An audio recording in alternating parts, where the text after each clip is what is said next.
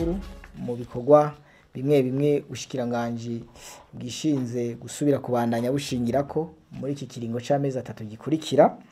Aha ubwa mbere ubushikiranganje bw'umutekano gukinga no gutabara mu gihe cy'ibiza n'isibe burasubiye kwiyemeza kandi yuko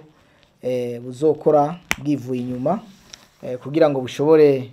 gukinga kugwanya no kurandurana n'imizi ububisha bwose aho buzozanana canke ubugizi bwa nabi bufatiye ku bikorwa vy'iterabwoba na cane kugira ngo abene gihugu b'abarundi baze binjire mu kiringo c'amatora ya 2020 turi mu kiringo c'amahoro n'umutekano. Ubugira kabiri muri iki gice gikurikira mu bushikiranganje tuzokwihatira gusuzuma neza ishirwa mu ngiro rya ya ntumbero twihaye mu bushikiranganje yuko habaho igipolisi cegereye abene gihugu. Ivyo rero bizohurwa kugira ngo turabe ingene amakomite y'umutekano anagurwa akora neza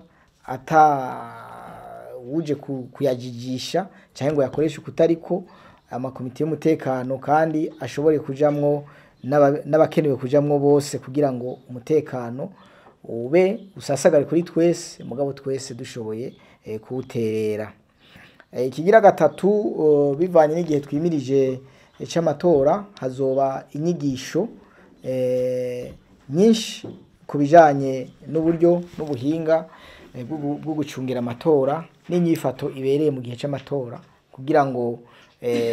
uko twagiye tubona inyamiramabi zicungera amatora neza mu mwaka wa 2020 amatora azacungererwe neza cane gusumba uko vyabaye mu bindi biringo.